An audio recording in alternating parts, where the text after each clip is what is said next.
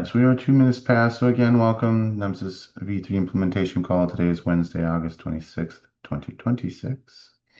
As I said before, we have a pretty good agenda on today, and I believe we're starting with Lauri to talk about NEMMY nominations. So Lauri, let's go ahead and take it away. Yeah, thanks, Casey. I do just have a quick announcement here. I know everyone's aware of our annual meeting coming up in October. We are really excited to see what looks like to be a good turnout of people registered so far.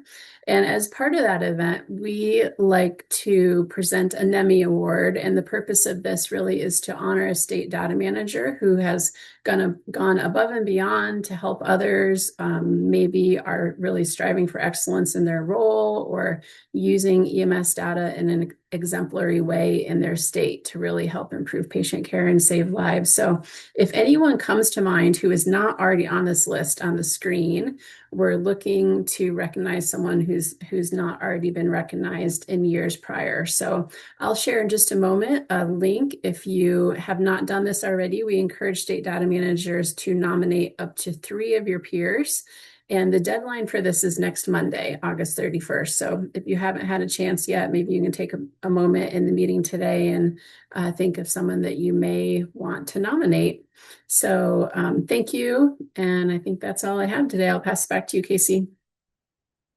All right, thank you, Lauri. Just a couple quick reminders. The meeting is recorded. It is available later on our socials. As well, if you're entering the room, make sure you add your affiliation so we know where you're coming from and to make sure it is in fact you. Otherwise, next up we have John Britt with stakeholder introductions. John, what have you got for us today? Good morning, everyone. I'm glad everyone's here. Let me share my screen really quickly.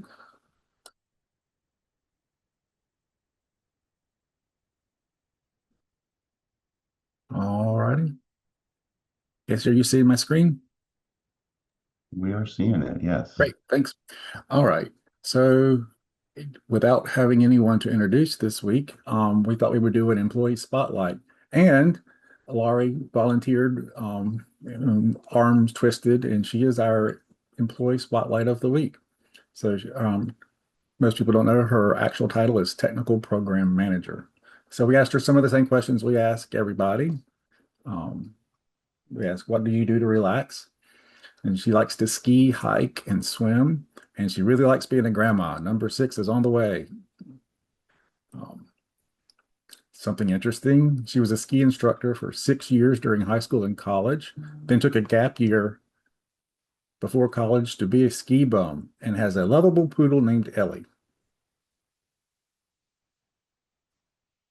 Something others may not know, she has an adopted son from Uganda who is now 25 and a professional actor who lives in Los Angeles. Key responsibilities at NEMSIS, she manages our contracts. She manages our contract, she manages invoicing, she reports to all of our federal partners, and she does a little bit of everything, as you just saw from the NEMMY announcement. And some pictures of her family, and then a recent trip to Cabos with her husband.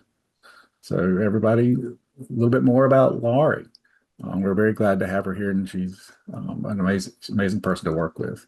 And with that, back to you, Casey.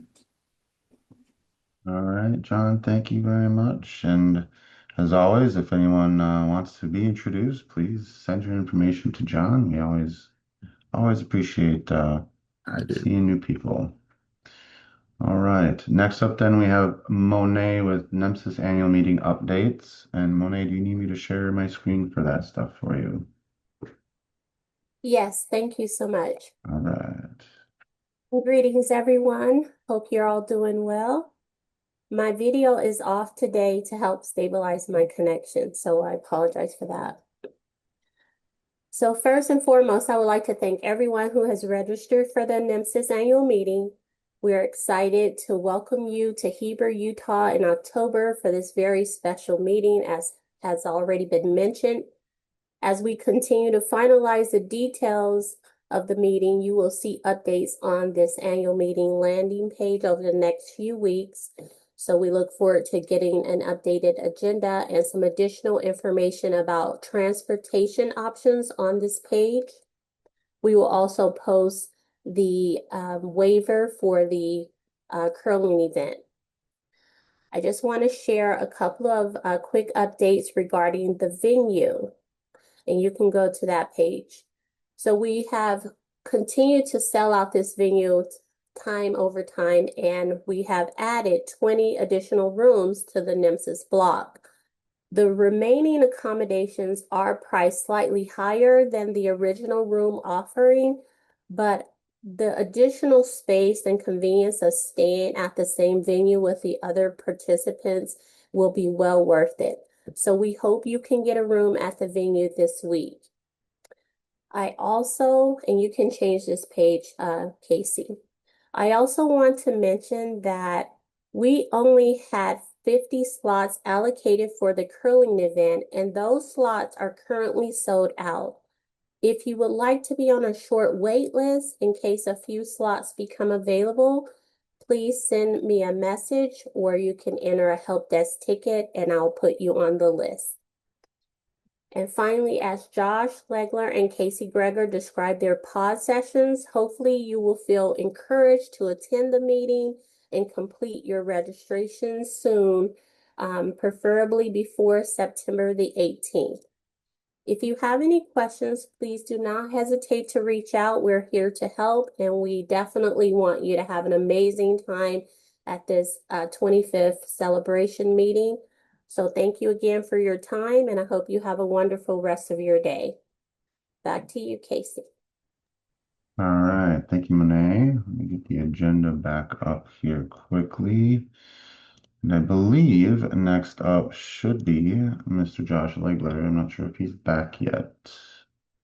Ooh, there's a raised hand, Josh.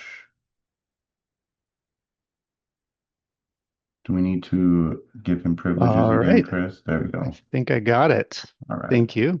Oh, put my hand down. Okay. All right. Thanks, Casey. All right. So I'm going to take a couple minutes to describe one of the pods that will be at the NEMSIS annual meeting. This will be the pod talking about getting outcome data back to EMS and up to the national EMS database. I think you've all seen this chart that I've been sharing every year for the past 5 years or so as we track the percentage of patient care reports in the national EMS database among those where a patient was transported to a hospital or ED. The percentage that have ED or hospital disposition recorded with some value other than still a patient. And as we've been tracking, we have seen improvements. We've gone from under 1% to now last year 5% of those transported records having ED or hospital disposition. But that's still a very small number. I mean, the top of my graph here is at 10%. If I zoom that out to 100%, this 5 wouldn't look like much. And what's more, last year, the significant gains that we saw were due to statewide integrations by Florida and Maine. So if we were to remove Florida and Maine and look at the rest of the country is static last year compared to the year before in terms of getting more outcomes into the national EMS database. So that's what this pod is going to be about, is how do we, what are the next steps that we can take as a community to increase this percentage? Current status, we know that most agencies today have no interoperability with hospitals. So if they were to give us outcome data, they'd have to be manually entering it, which is not really feasible. Some agencies have interoperability, but only goes in one direction. So their EMS report goes to hospitals, but they don't get any data back from the hospitals about the outcomes. And some agencies have interoperability in both directions. But when they receive the outcome data back from the hospitals, their EPCR system does not process that data, transform it to the NEMSIS format, and resubmit their PCRs to their state database with those outcomes included. So the outcomes just stop at the agency and don't make their way to state and national databases. Impact, we'll probably talk more about this when we meet as a group. One impact is that there are many EMS activities that can really only effectively be evaluated by having hospital outcomes. So we're looking right now at pre-hospital blood transfusion, obviously a stroke, STEMI, cardiac arrest, trauma, many things that we can see, you know, EMS did this, it impacted their survival to the hospital, but did it impact their long-term outcome, or at least medium-term outcome? So that's what we need outcomes for, is to be able to really know that what makes a difference in EMS. We've identified barriers over the years. These are just some of them. And I think as we meet in this group at the annual meeting, we're probably going to be talking and raising and surfacing more of the barriers that we as a group might be able to address. We hear about cost, that's expensive to maintain these interoperability solutions. There's regulatory and network requirements, like that you have to have cyber insurance, you got to obtain organization identifier and OID, things like that get in the way for agencies. Different data formats, so we're translating between HL7 and NEMSIS. We're not natively in one format with these interactions. The chatty hospital feeds, the hospital can send like a ton of data every time something happens to the patient and every time they move around. How do we handle all that, you know, deluge of data to just get the stuff that EMS needs to evaluate their care? And also, the NEMSIS standard can't support data from multiple hospitals on a single patient care report. The outcome section can only handle outcomes from one hospital, practically speaking. And then probably more. So I think if you participate in this group, part of what you'll be doing is helping us to dig into these barriers and others and make sure we understand what they all are. And then, of course, we'll try to identify our ways forward to address these issues. I think, personally, I think that we would want to kind of focus on the things that we can do, practically speaking, within the constraints that we have today. We may also talk about, you know, what does it look like to do a future version change of NEMSIS that helps address things, or stuff like that. But what can we do today, given the way the standard is today, given the way that the industry is today, to move things forward? We will probably also talk about success metrics. We've got at least one, and that's the chart that I showed you in the first slide. So looking to increase the percentage of PCRs that have ED or hospital disposition recorded among all PCRs where a patient was transported to a hospital or an ED. And we might decide that there's some other success metrics too. So those are the kinds of things you'd be contributing toward if you attend this track or this pod at the NEMSIS annual meeting. So that's what I've got, is just kind of primer slides to share with you here. And I'll pause and see if there are questions, comments, advice for how we approach this topic as we get ready for the meeting.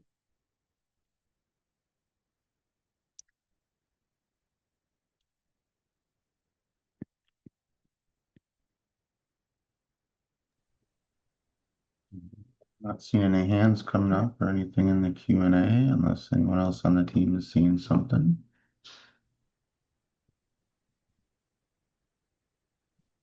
All right. Well, if none, that's fine. Just heads up, I'm on 2 calls today, so I'll be popping back off of this call in a minute. I'll just kind of watch the chat for a minute or two, and then I'll be leaving. So if you do have anything to say about this topic, feel free to do that in the next minute or two so I can see it. All right. Thank you. Very good, Josh. Thank you very much. Always informative, and sounds like you're going to have a great pod to work with. So, excellent. All right. Next up on the agenda is me to discuss my pod topic for annual meeting. So it'll be the end user pod, so our agency focus stuff. And kind of the idea is advancing agency data sharing. So this is something that's been brought to us since the day I started here. And we'll go to the next slide just to kind of show what that looks like a little bit, what people are talking about. So one thing has to do with multi-tier, multi-agency response. You have agency A and agency B both respond. Agency A is using vendor one, agency B is using vendor two, they can't talk to each other. They want to be able to share that information, be able to merge that information, have more complete reports, kind of that idea of a longitudinal report or a patient care report, if you will. Currently, in order to do that, some of the challenges, they have to email or fax, which obviously there's some PHI security issues there, and just there's a lot more work. It doesn't look as clean, makes it more difficult to track that data. Another component of that is dual reporting. So many of our fire departments, for instance, that do EMS have to do both an EPCR and they have to do nearest compliant incident reports. And they want to be able to make that process easier so it's not so much dual reporting, but maybe a merge or something like that. So that's kind of the idea behind what we want to talk about. So kind of looking at the brainstorming and what we want to see, conversation, kind of covered a little bit. So kind of a seamless intra and interagency merging, kind of creating that longitudinal EMS reporting, regardless of who your vendor is, who your state is, what agency you are. Another thing that was discussed is being able to do peer-to-peer data sharing between agencies, kind of more on like a localized level.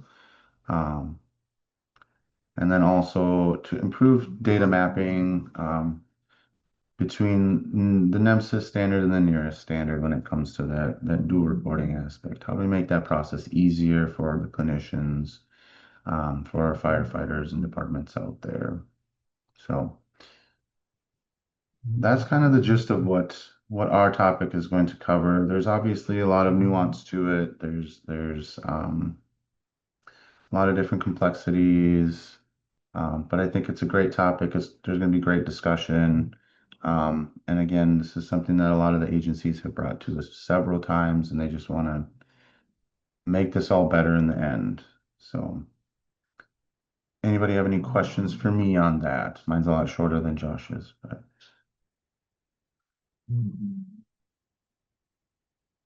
Right.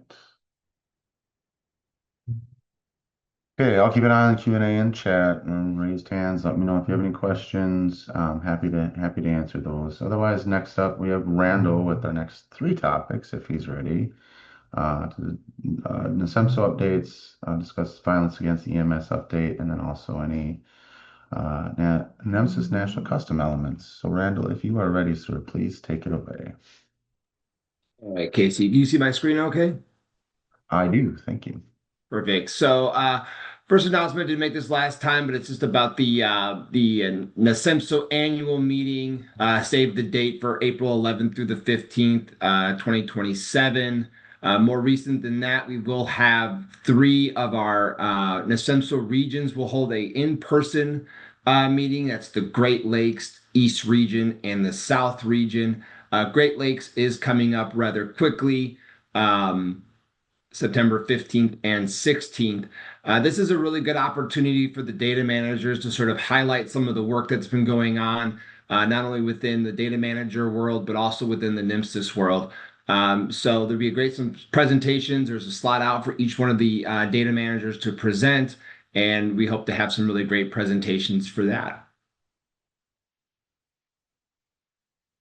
So more data manager council specific. We are continuing work on an outcome data guidance document. It's in its final stages of completion. No matter how close we feel we get, there's always a few things that need to be sort of edited for final draft. So we do have a separate working group moving forward with that, and we should have an announcement on the completion very soon. We also do have another working group. This working group has been a little bit slower, but it's the Extended Data Definitions work group for version 3.5.1. There are being some edits to the overall document with some of the wording. We're also adding in some new data elements that were for version 3.5.1. Data managers have also been working really hard. They have two new national custom elements that are not published yet. They're still in the help desk phase. The first one is the primary indication for medication. It's 0 to 1. It's the primary reason, symptom, or the clinical condition for administering this medication in the field. And then the second one is equipment used to administer medications, and that one is one to many. We will highlight both of those on a future call once they are ready. And I'm sorry, the definition for that one will be what equipment was used to administer the medication. Kind of jumping here into my next topic, Casey, will just be the violence. I've sort of shown this screen many times. I'll put a link in the chat as well. We're still looking for additional participants. We had a great conversation for the first one that's going to really lead us into our next October meeting. We do have great representation there with the vendors, local EMS agencies, and some states. So the more participation we have, the more states and local agencies and vendors who are interested, the more advancement we'll be able to make on the violence against EMS personnel. This is another topic that would be coming up for like our regional meetings to make our state offices aware that this is finalized. It is available for use, and they need to start kind of thinking about a process if they're interested in using that. Last week we did have our first meeting on the CPMIH National Custom Data Elements. It was a shorter meeting, but I think there was a lot of information that was gained from that. Really, once again, moving into our November meeting, that QR code will lead you to a sign-up sheet if you're interested in joining it.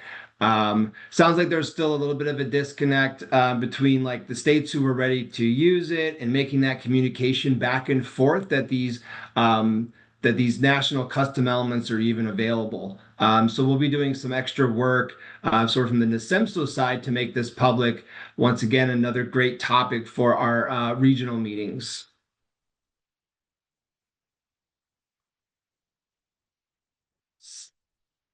So this next page here is just sort of the highlight of this National Custom Element library page. And as we can see, we do now have 6 of these informational documents that are available. Most recently was the CPMIH National Data Elements. And really, if you were to click into any one of those, it's just a really great resource if you want to be able to share what the national custom elements are for specific object or for specific topics that maybe your state or as a vendor you're trying to create. Instead of having to search through the National Custom Library, these are just quick informational documents for you. So the last one that was published was the CPMIH recently here in August. And for anyone who doesn't know where that is located, once again, just a reminder under technical resources, you can go to Custom Element Library, scroll down past, clicking on any of those will open them up. But this one is specifically for the CPMIH.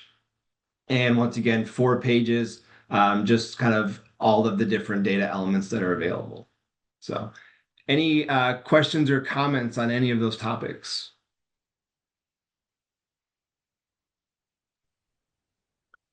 Randall, there's a request in the Q&A to post the actual links instead of just the QR codes. Yeah, I'll do that right now. Thank you.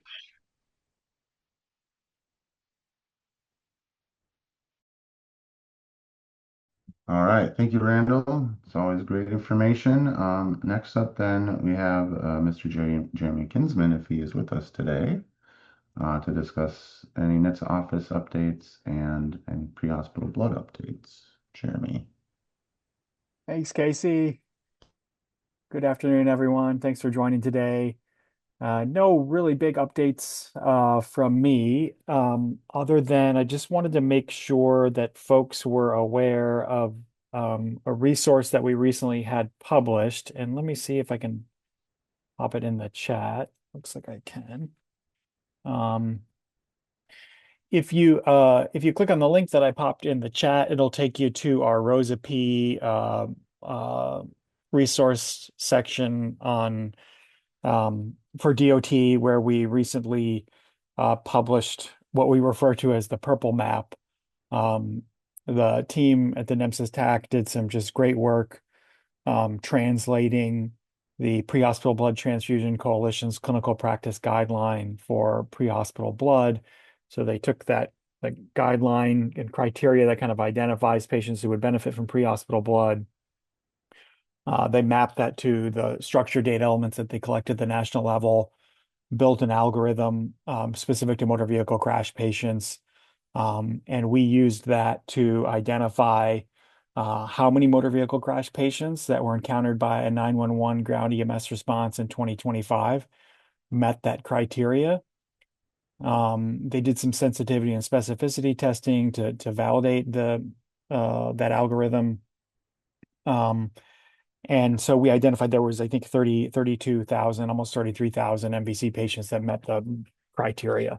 So obviously our leadership at NHTSA and at DOT are really excited about that type of work that we're doing. You know, they have certainly prioritized pre-hospital blood as a key component of our post-crash care work. And so it's great to see that got published. You can kind of see at the county level how the counties compare to each other in terms of average number of EMS responses per county that encountered one of those patients.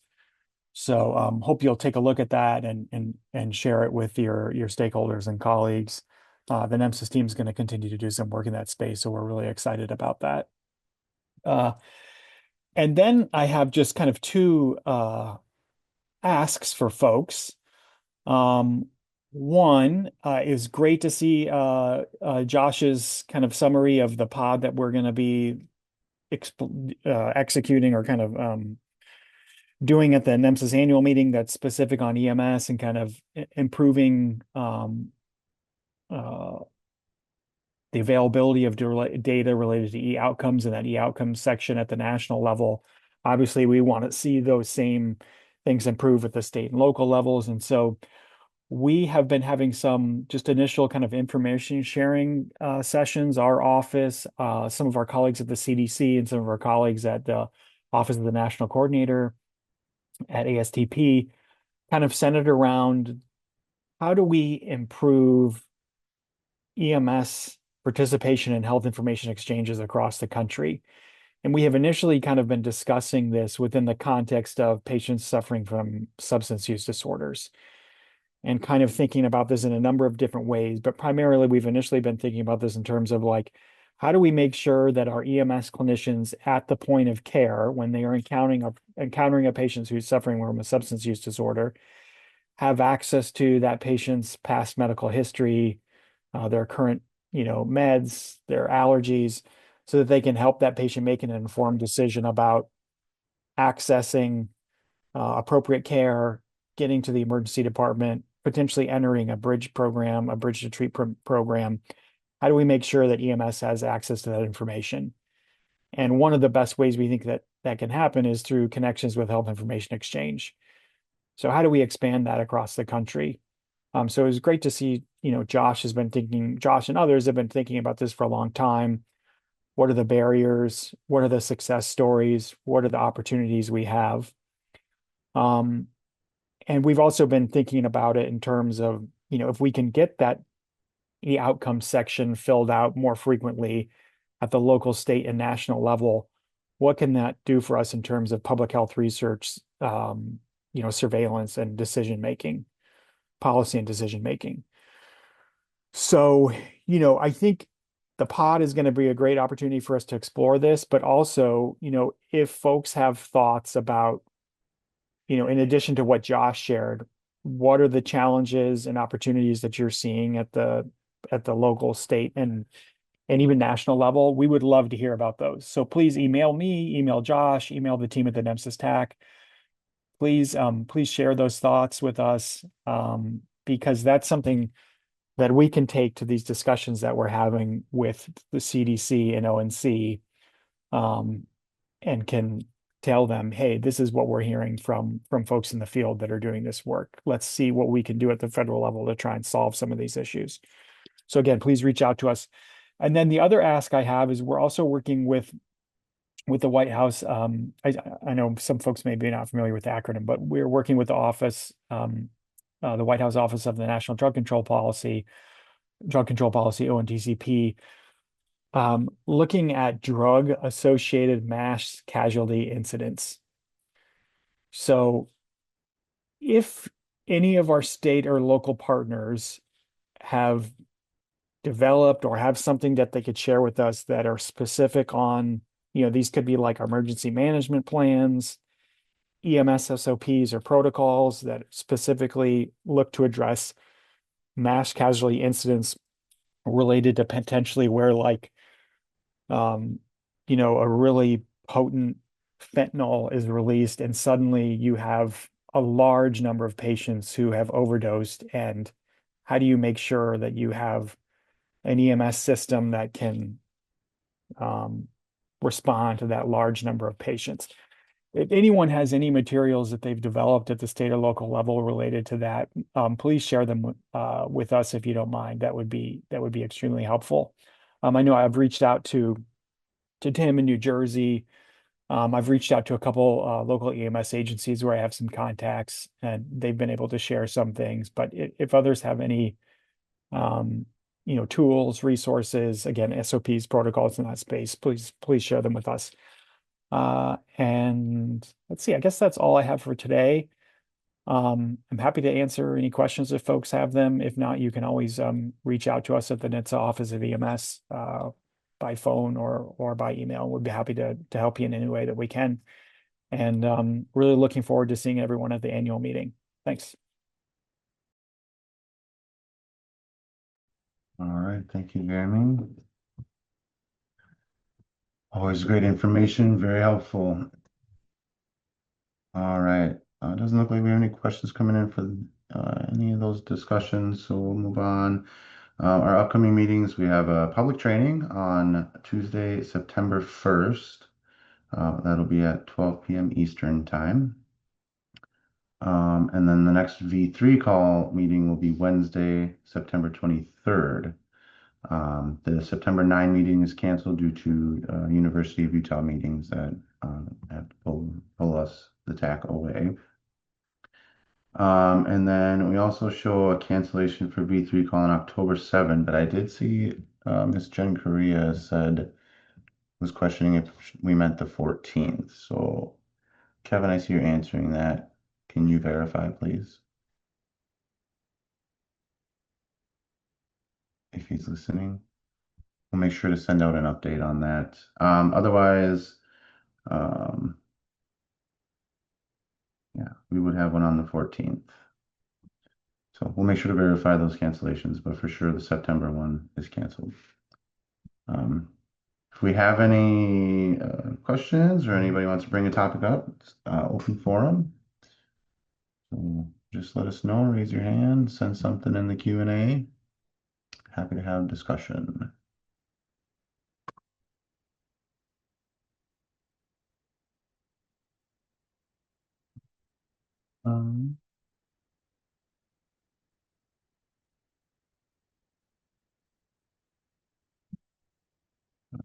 So let's go ahead and we'll move on to vendor breakout rooms then. I hope everyone's seeing my screen so they can see which rooms we're doing today. It is a pink week. I'll wait for Chris to get those rooms set up. And of course, reminder, go ahead. I'm sorry to interrupt. Did you see David Brown from Iheanacho asking about sorry. active data sharing? I did not. Yeah. I'm not sure if that's a question for an open forum question or if it's something you wanted to be addressed directly. You should be able to speak if you raise your hand.